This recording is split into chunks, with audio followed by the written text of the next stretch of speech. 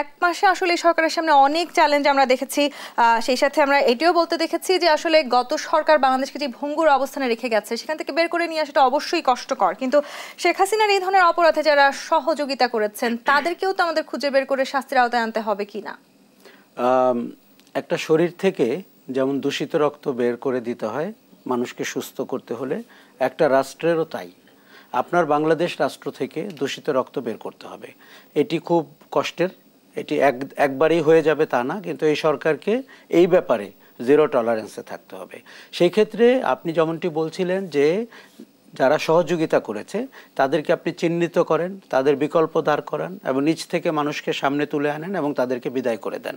আমি প্রশাসনের ব্যাপারে খুব সিরিয়াস, কারণ প্রশাসনের লোকরা রাজনৈতিক সরকারকে বিপদগামী করে, ভুলভাবে পরিচালিত করে এবং সব সরকারের সময় তারা বেনিফিট পেয়ে অভ্যস্ত। এই সরকারকে বুঝতে হবে যে তারা গণ অভ্যুত্থানের সরকার।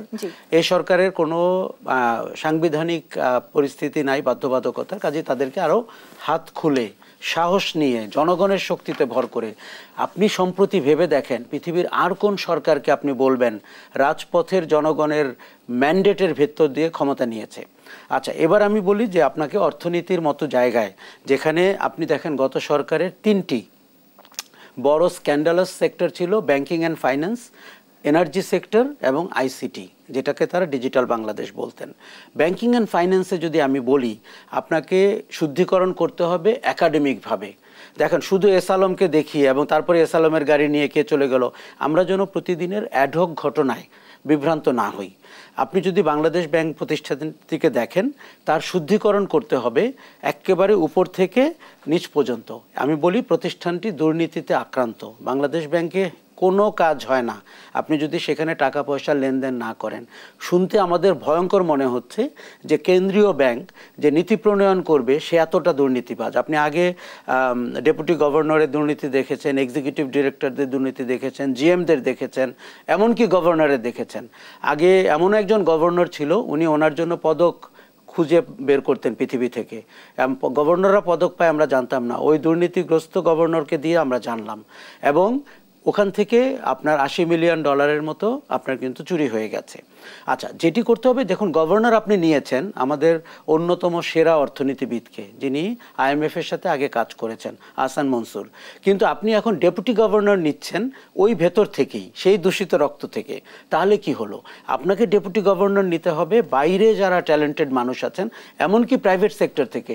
সারা ওয়ার্ল্ডে দেখেন কেন্দ্রীয় ব্যাংকে যায় প্রাইভেট সেক্টর থেকে, তাহলে তারা ওই ডাইনামিজম নিয়ে আসে, ওই স্বচ্ছতা জবাবদিহিতাতে অভ্যস্ত থাকে এবং বাংলাদেশ ব্যাংক তখন সবগুলো ব্যাংক এবং ফাইন্যান্সিয়াল ইনস্টিটিউশনগুলোকে গভর্ন করতে পারবে।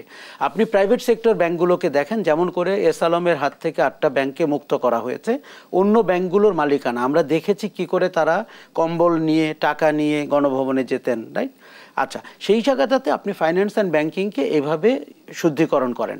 এনার্জি সেক্টর সরকারের অন্যতম চুরির জায়গা ছিল, সেখানে আপনি সাবেক প্রধানমন্ত্রীও যেখান থেকে আসলে টাকা চুরি করেছেন। সাবেক প্রধানমন্ত্রী কিন্তু ওই মন্ত্রণালয়ের মন্ত্রী, আর যে প্রতিমন্ত্রীটি ছিল ওনার দম্ভের কারণে ওনার কাছে কোনো কিছু জিজ্ঞেস করা যেত না, নসরুল হামিদ।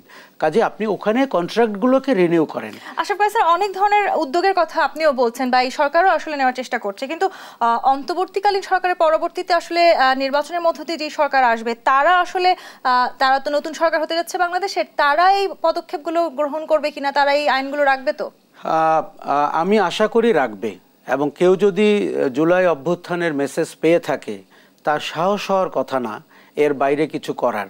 কিন্তু হিউম্যান বিংকে আমরা যতটা বুঝি তাদের লোভ হবে, সাহস হবে এবং দুঃসাহস হবে।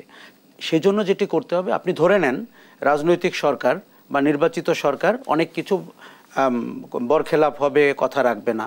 কাজে আপনি সংস্কারটির ফান্ডামেন্টাল জায়গাটা তৈরি করে ফেলেন যে অর্থনীতি এভাবে চলবে, রাজনীতি এভাবে চলবে, সংসদ এভাবে চলবে, সংবিধান এভাবে, আপনাকে সুস্পষ্ট রূপরেখা আসলে তৈরি করতে হবে। আপনি 20টি কাজ করবেন এবং 20টি কাজ দিয়ে আপনি বলে দিবেন বাংলাদেশ রাষ্ট্রের চেহারাটা এমন হবে, এই রাষ্ট্রেতে যারা শাসন করবেন তাদের চেহারাটা এমন হবে, ভোট গ্রহণ প্রক্রিয়া এমন হবে, প্রতিবার ভোটের সময় তত্ত্বাবধায়ক সরকার সংবিধানে সংযোজন করা হবে এবং রাজনীতিতে যেন সবচেয়ে মেধাবী মানুষরা তরুণ তরুণীরা যারা প্রস্ফুটিত, যারা নতুন চিন্তার খোরাক দিতে পারেন, যারা চ্যালেঞ্জিং আইডিয়া দিতে পারেন, তারা যেন রাজনীতিতে যুক্ত হতে পারে এমন একটি রাজনীতির পরিবেশ আপনি তৈরি করেন। আমি বারবার বলছিলাম আমরা একটি সংকট থেকে উত্তরণ ঘটিয়েছি, কিন্তু একটি বড় সম্ভাবনার জায়গা তৈরি হয়েছে। বাংলাদেশ যেন একটা উজ্জ্বল ইউনিক কান্ট্রি হিসাবে পৃথিবীতে আসে। সেই ক্ষেত্রে আপনার প্রশ্নের উত্তরে বলি, আমরা ধরে নেই রাজনীতিবিদরা তাদের সব কথা রাখবেন না, সংস্কারের সব কিছু ফলো আপ করবেন না, কিন্তু আপনি এমন করে সংস্কারটি করেন যাতে তাদের জনগণের কাছে একটা জবাবদিহিতা তৈরি হয়। আগামী যখন নির্বাচন হবে তারা যেন এর বাইরে কিছু জনগণকে বলতে সাহস না পায়। নিশ্চয়ই আশরাফ কাছে, এই এক মাসে আমরা অনেক কিছু দেখেছি, আমরা প্রতি বিপ্লবের চেষ্টা হয়েছে সেটিও দেখেছি, আমরা অনেক রকমের দাবি দেওয়া দেখেছি, সেগুলোতে অনেক কিছু হয়তো অযৌক্তিক দাবি দেওয়া আমরা নিতে দেখেছি সরকারের কাছে, কিন্তু সরকার আসলে সব দাবি দেওয়া মেনে নেবেন না বা সম্ভব নয় সেটিও স্বাভাবিক। আমাদের প্রত্যাশা অনেক বেশি, নাকি সরকার আসলে খানিকের রূপরেখা তৈরি করতে একটু দেরি করছে? প্রথম কথা, আমাদের প্রত্যাশা আকাশচুম্বী, এবং আপনি 15 বছরে কথা বলতে পারেননি, দাবি দাওয়া করতে পারেননি। বিগত সরকারটি বাংলাদেশের সব নির্বাচন, শুধুমাত্র রাজনৈতিক নির্বাচন না, সংসদ নির্বাচন না, স্থানীয় সরকার নির্বাচন না, এফবিসিসিআই নির্বাচন, ডিসিসিআই নির্বাচন অথবা আপনার এফডিসির নির্বাচন, মানে অদ্ভুত একটা নেশাগ্রস্ত সরকার এবং একটি সাইকোপ্যাথ তার প্রধান, এবং তারা সব কিছু ভণ্ডুল করে দিয়েছেন। এখন যেটি হচ্ছে, মুক্ত বাতাসে ঢাকা এখন আপনি জানেন রাউন্ড টেবিলের শহর, সেমিনারের শহর, কারণ মানুষ কথা বলছে, এবং এটি আমরা চেয়েছিলাম।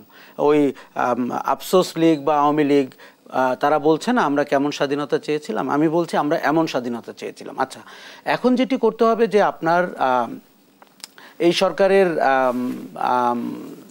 সংস্কারগুলো আপনাকে খুব বুঝে শুনে এমন করে দাঁড় করাতে হবে যাতে করে এতে জনগণের অভিপ্রায় প্রতিফলিত হয়।